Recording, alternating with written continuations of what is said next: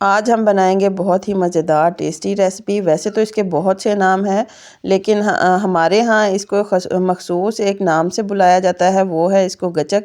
और ये बहुत ही मज़े की रेसिपी बनती है। अस्सलाम वालेकुम व्यूवर्स, खुश रहें आबाद रहें। चले जी रेसिपी स्टार्ट करते हैं। सबसे पहले मैंने पैन में तकरीबन 1 चम्मच के करीब घी लिया है।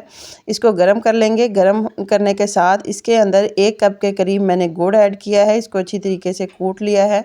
आप शक्कर भी इसके अंदर ऐड कर सकते हैं और चीनी के साथ भी ये बन जाती है, बहुत ही टेस्टी बनती है। इसके साथ इसको मेल्ट करेंगे अच्छी तरीके से। जो भी इसके अंदर गुठलियां हैं वो सारी की सारी इसको मेल्ट करेंगे और इसकी एक बेहतरीन सी चाशनी तैयार करेंगे। याद रहे कि इसका जो फ्लेम है वो बिल्कुल स्लो है, बहुत ज़्यादा स्लो फ्लेम पर इसको बनाएंगे और बहुत मज़े की ये रेसिपी बनती है। वैसे भी सर्दियाँ हैं, सर्दियों में तो ऐसी रेसिपी का बहुत ही ज़्यादा मज़ा आता है।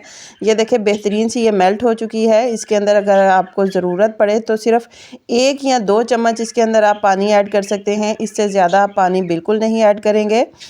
सारी जो है चाशनी वो तैयार हो चुकी है, गुड़ मेल्ट हो चुका है। ये हमारी गचक तैयार हो गई है, इसको कहते हैं गचक।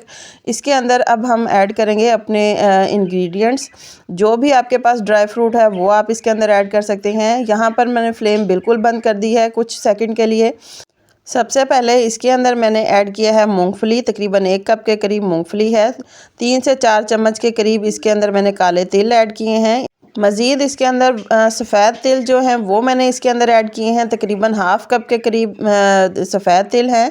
इनको अच्छी तरीके से मिक्स करेंगे। मिक्स करने के साथ इसको हल्का सा हम कुक करेंगे। यहाँ पर फ्लेम मैंने दोबारा ऑन की है और बिल्कुल स्लो फ्लेम पर इसको हल्का हल्का कुक करेंगे। जो सारी चाशनी थी, जो उसकी गचक तैयार हुई थी, वो सारी इसके अंदर ऐड हो जाएगी, इसको लग जाएगी और ये एक बिल्कुल थिक सा पेस्ट सा तैयार हो जाएगा। ये देखें बेहतरीन सी जो इसकी चाशनी है वो खुश्क हो चुकी है और ये बिल्कुल एक थिक सा पेस्ट तैयार हो चुका है। अब हम इसको निकालेंगे अपनी प्लेट में। सबसे पहले यहाँ पर मैंने एक बड़ी स्टील की प्लेट ली है। आप कोई भी प्लेट ले सकते हैं। इसके ऊपर मैंने घी लगाया है। घी को मेल्ट करेंगे क्योंकि आजकल सर्दियां हैं तो घी तो वैसे ही बिल्कुल फ्रीज़ हुआ हुआ है, तो इसको मेल्ट करेंगे। मेल्ट करने के साथ इसके ऊपर सारा मैं अप्लाई करूँगी। घी जो है वो सारी साइडों से लगा देंगे और जो हमने तिल का जो रेसिपी तैयार की है वो इसके ऊपर हम सारी ऐड करेंगे। इस तरीके से सारी मैं इसके ऊपर डाल दूंगी और इसको चम्मच की मदद से हम सारी की सारी इसके ऊपर डालने के साथ इसको टैप करके बिल्कुल बराबर एक टिक्की तैयार करेंगे। ये देखिए इस तरीके से मैं इसको प्रेस करूंगी। प्रेस करने के साथ इसको सारी साइडों से इसको गोल, तकरीबन मैं किनारों से इसको बाहर बिल्कुल भी नहीं जाने देंगे। सारा प्रेस करेंगे अच्छी तरीके से। ये प्रेस हो जाएगी तो ये एक बेहतरीन सी टिक्की तैयार हो जाएगी। ये देखिए सारी ये प्रेस हो चुकी है और ये एक टिक्की की शेप में आ चुकी है। अब इसको हम करेंगे ठंडा।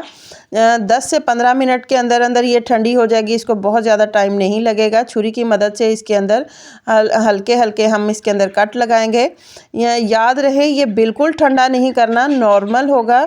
नीम गरम के अंदर छुरी जो है वो ज़्यादा जल्दी आसानी से इसके कट लग सकते हैं, तो नीम गरम जब हो तो तब आप इसके अंदर कट लगाएं और मज़ीद इसको 10 से 15 मिनट के लिए और ठंडा करें। ठंडा करने के बाद इस तरीके से इसके पीसेस सारे जो हैं वो बाहर निकल आएंगे।